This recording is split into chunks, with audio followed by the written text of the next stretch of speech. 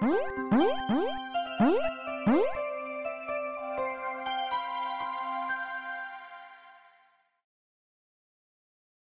I talk about. So first I just want to talk a little bit about who I am. So I'm Haydens Background. I worked at LucasArts for 13 years building games as products, so big retail titles. I was the executive producer and creative director on a title called The Force Unleashed. I worked on a game called Star Wars Galaxies, a couple of other big titles.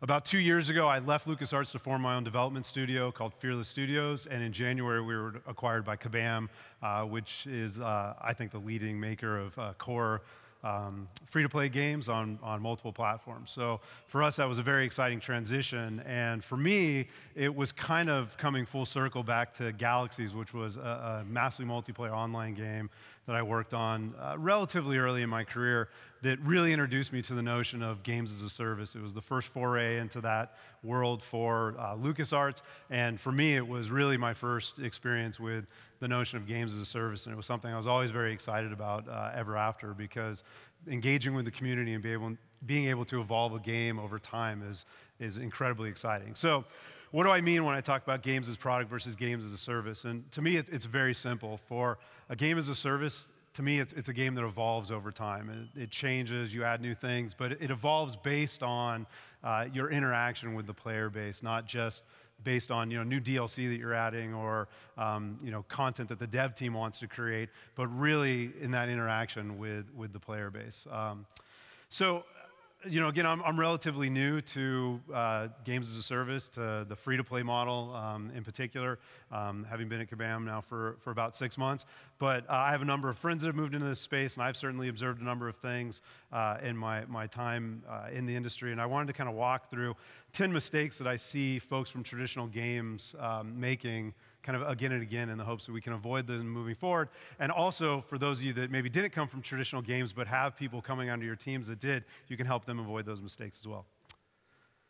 So the first is focusing on gameplay only, and I think I've been already to all the talks today talked about monetization and how important that is, but I can't tell you the number of folks who come from traditional gaming that have built really great prototypes or kind of standalone games that they think will be carried on the quality of the art or the quality of the gameplay, and they'll figure out the monetization later. And you just can't do that. I think that if you come from kind of games as a service, you understand that. Coming from traditional gaming, it's hard to understand that you can't just layer on the monetization later. It has to be part of the foundation of the game as you're building it. And I think why it's so important is because there's a lot more nuance to the various models than I think we give credit to. So it's not enough to say, well, we're going to make a subscription-based game.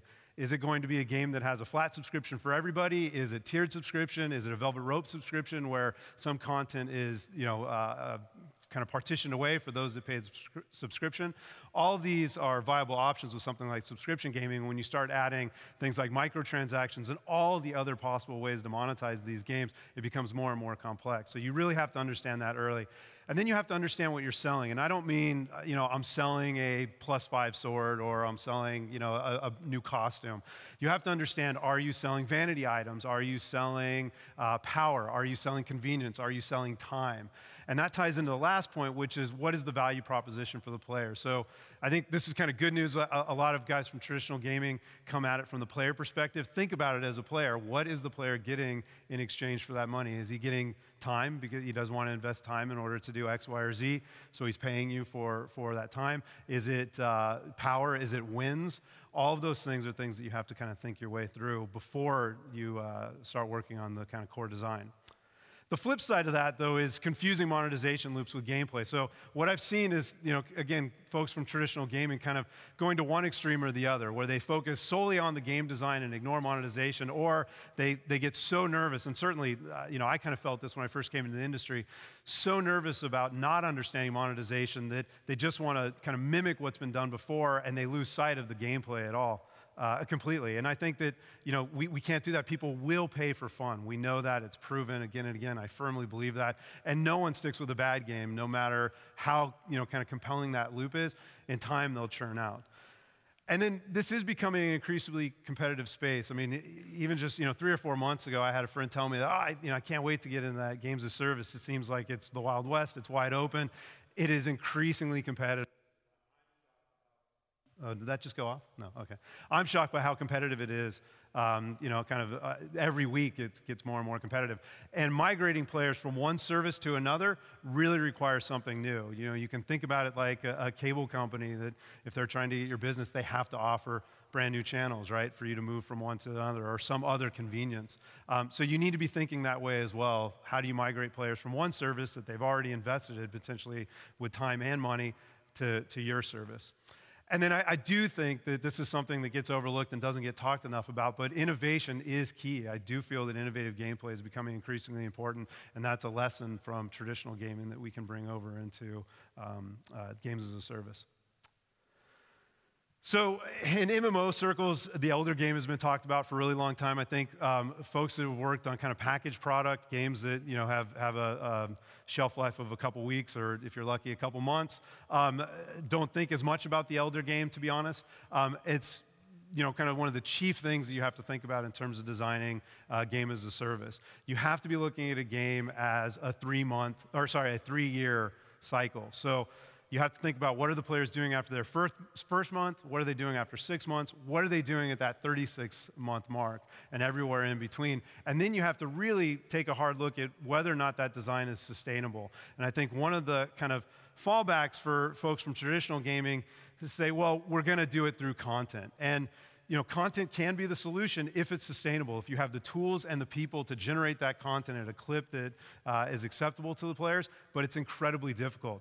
Another option is match gameplay, competitive, something like League of Legends, competitive gameplay. But there, you have to be able to sustain a community that allows for enough games to be going on at any given time that somebody can jump into a game right away. And that has a whole different set of considerations from a design and tech standpoint than going the content route. And there's about 30 other options or endless options in between. So you have to understand what is it that the Elder game is going to be and how do you make it sustainable. And then you have to look at the ongoing value proposition. So, again, what is important to the player at the beginning and what they're willing to kind of pay money for or invest time into is going to change over time as they get more experienced with the game, as different things become relevant. So somebody that maybe wasn't willing to pay for wins or pay for power at the beginning of their kind of career in your game, that may change by the time they're on their year anniversary, and you need to understand that and prepare for that. And then last, and I kind of ran into this again early in my career with some of the titles I worked on, and this certainly was an issue with MMOs for a very long time, was just this kind of fear and trepidation about player versus player content. And that doesn't always have to be kind of the head-to-head deathmatch or hardcore competitiveness, but building some kind of tension into the game between players is actually a healthy thing and is something that can lead to an Elder game that is sustainable over time. So I would really encourage people that have worked, especially those of us that have worked on a lot of single-player titles, to really investigate and invest in PvP design, because that is something that is sustainable over the long term. So this is a trap we fall into with traditional game development all the time, is trying to build more than is required in the box.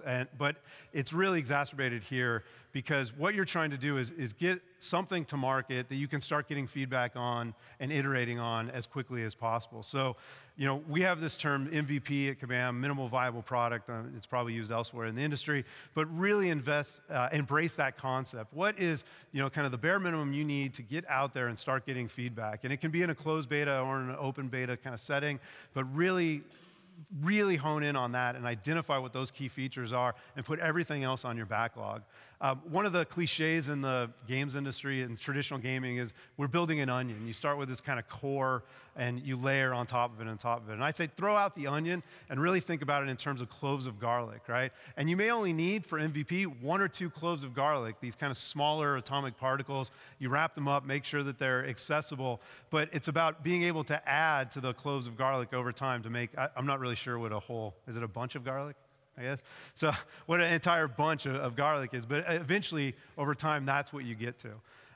Again, an MVP is not a vertical slice. It's kind of those core mechanics that you feel are necessary to engage the players and keep them coming back and ultimately lead to your Elder game, but that you can build upon over time.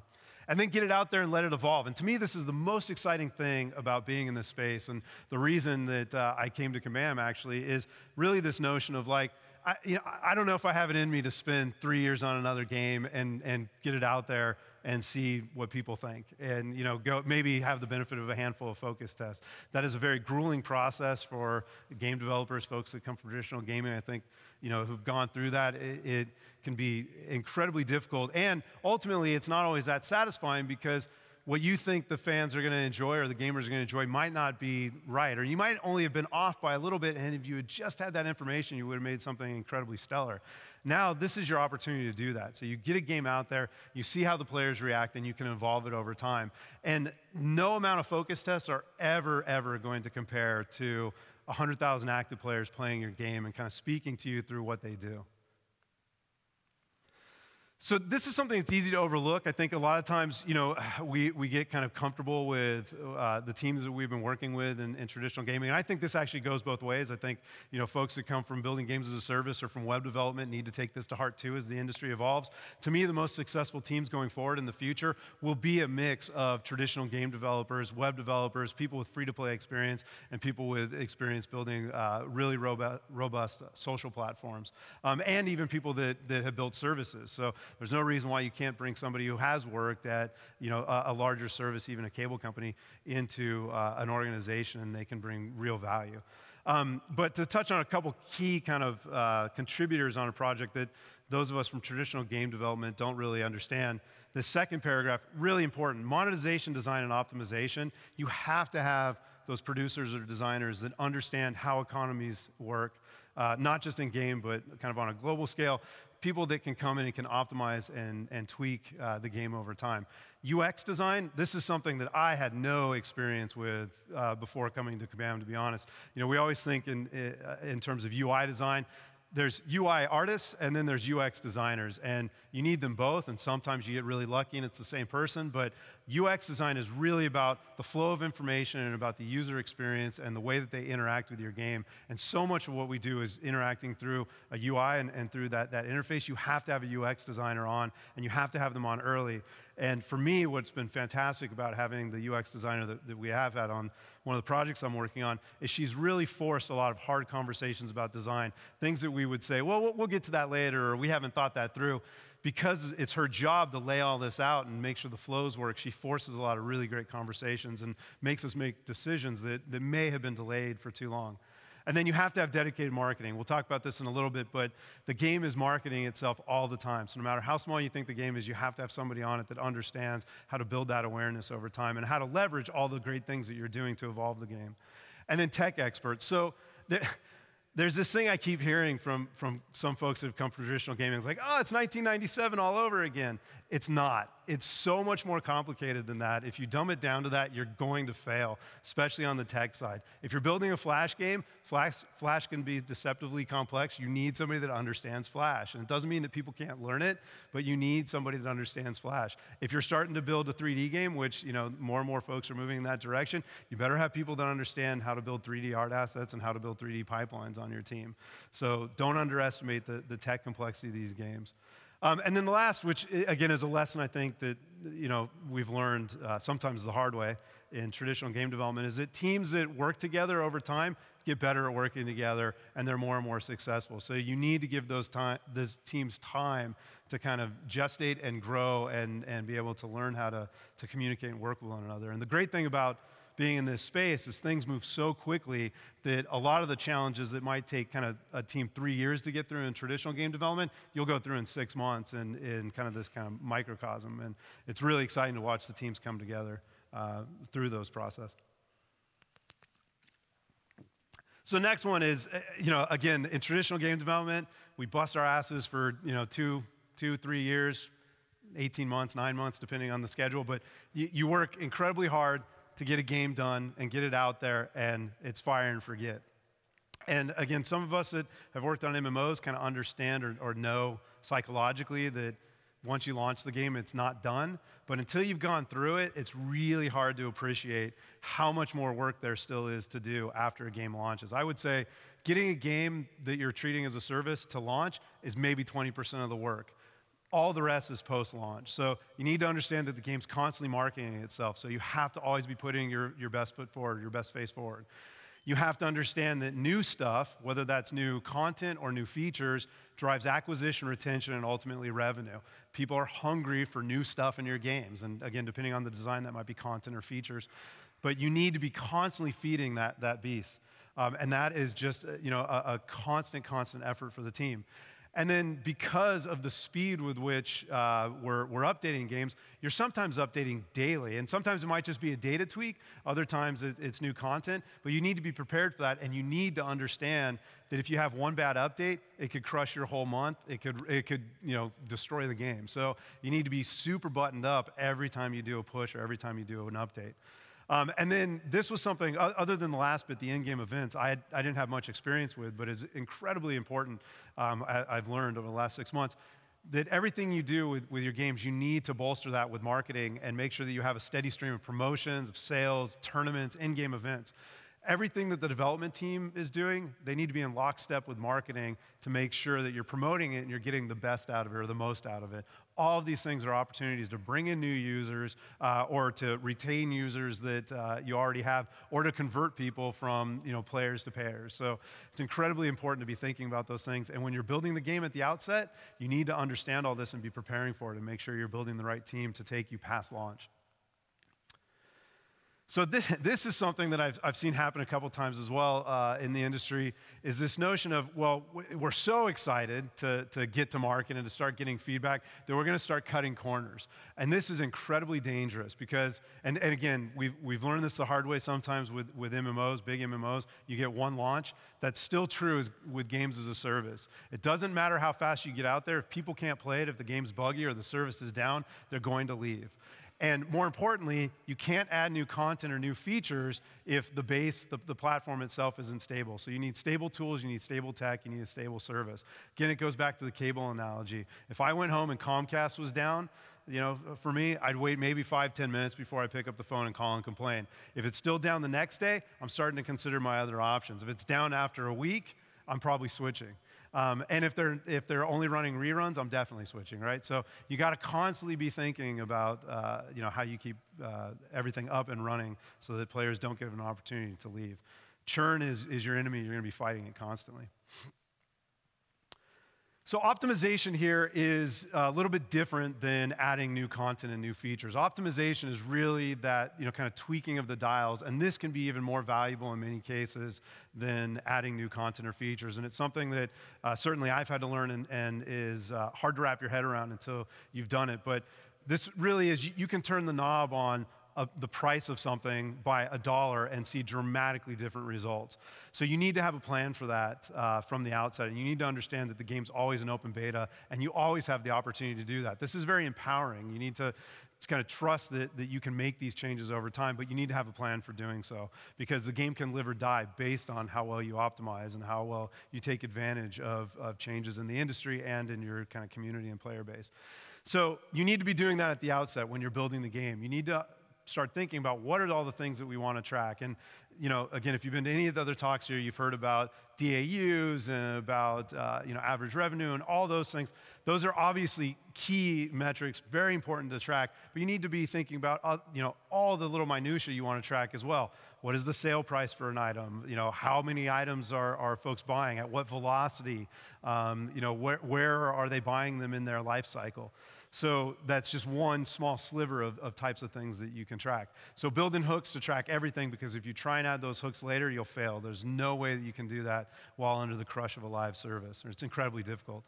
And then next is, definitely engage your community. I think it's incredibly important and very exciting to be able to to talk with the player base and to be able to hear their feedback directly. I think it can be incredibly affirming for the team and also very enlightening, but also study what they do, because many times people speak much more loudly with their actions than they do with their forum posts or their words. So it's very important that you're tracking and making informed decisions based on what players are actually doing, not necessarily on just what they're saying.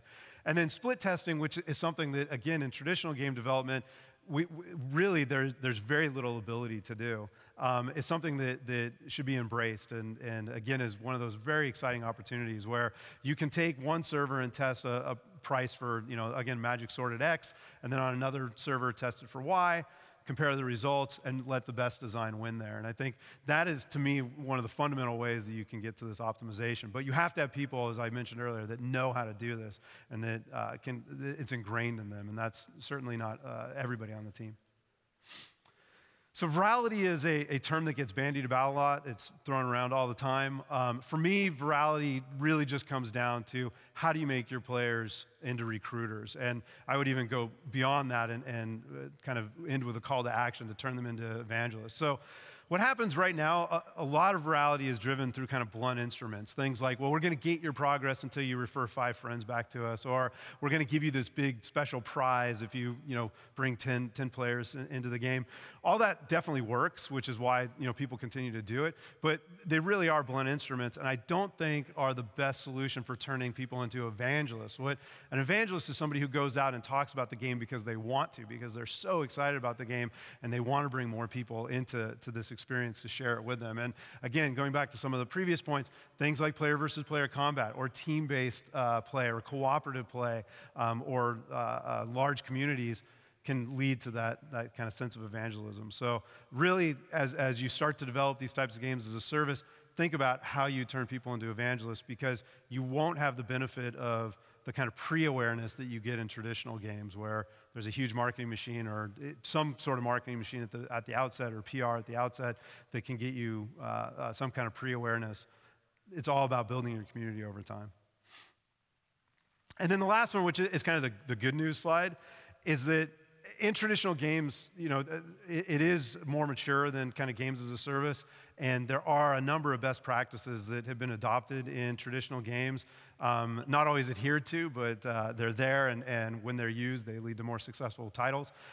These things still can be applied back to games as a service, and it's not being done as well as it could right now. So if you come from traditional gaming, this is something that you have to bring to the table. And if you're building games as a service and you haven't worked in traditional gaming, I encourage you to go out and talk to those people and bring them in and try and get some of these best practices instilled into your team. So things like content design, best practices for documentation and for creating tools for content. Source control, as games get more complex and we have more and more assets, source control becomes increasingly important. Any kind of tools and tech and stability, like we talked about earlier. QA becoming increasingly important. Again, if you don't have that stable service, you're going to have higher churn, you're going to lose out. So making sure you have a really robust QA group and you understand the QA process and QA testing is absolutely vital. Basic project management, whether you're doing Scrum or you're doing Waterfall, bringing in project managers into these organizations is hugely important. Outsourcing, more and more of it happening, especially on the art side. And then audio, which I think just because of the nature of the platforms has been underserved over time in kind of the games of service. And I think that's one area where, in the free-to-play space especially, we can continue to expand. And there's a lot of audio experts now coming over from working in traditional games. And then the last, to me, which I firmly believe, is that I think that there's a tendency to look at games as a service as something that we kind of like have to dumb down, or what makes a traditional game fun isn't the same thing necessarily that makes a game as a service fun. And I completely discount that and challenge that. And I think that if you subscribe to this mantra that some form of challenge and some combination of challenge with choice results in fun, that is still true. If it's true in traditional gaming, it's still true in games as a service. The degree to which the player might be challenged might be different. The amount of choices they have might be different, again, depending on whether you're building a core game or you're building a more casual game. But when those two things are there, it results in fun. It results in a game that will actually convert people into evangelists and a service that you can be proud to operate for 3 years and beyond. So that is it for me. Thank you guys for taking time out of your busy schedules. I don't know how much time. Do we have any time? We have a couple minutes if there's any questions. I'll happy to answer anything I can. Yes, no, maybe? All right. Oh, yeah, right, sorry.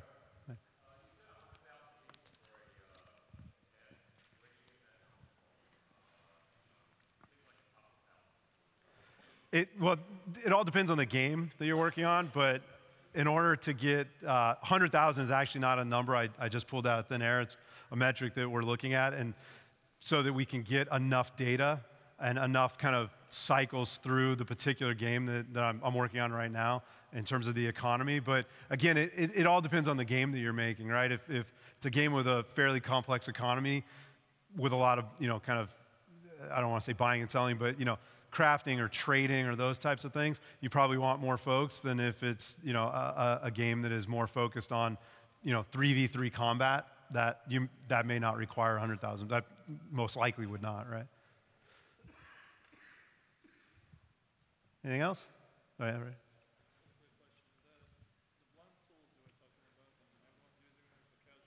Right. Right. So the question of that blunt instrument for virality is something that a lot of folks in casual space are using, and word of mouth is not something that folks believe in. I would point to something like League of Legends. I would point to Kabam games and say, that word of mouth is definitely powerful. I think, one of the things that I'm excited about working at Kabam is this notion of, we have in most of our games this notion of alliances, and that's something that brings people together. It's something that, encourages people. It doesn't require them to do it, but encourages people to recruit other folks into their alliance and to bring other players into the game. So, and we see that as an actual, kind of competitive advantage for us. So I think that the more that the industry invests in these ways to turn people into evangelists, the healthier the industry is going to be as a whole. And don't get me wrong, the blunt instrument stuff, it does work, and I think that you can do a combination of the two. But me personally, as games evolve, I hope we see more and more folks investing in kind of core game design that turns people into evangelists rather than kind of making them feel like they're forced to participate in the virality programs. Anything else? All right. Thank you guys for your time, and have a great rest of the show.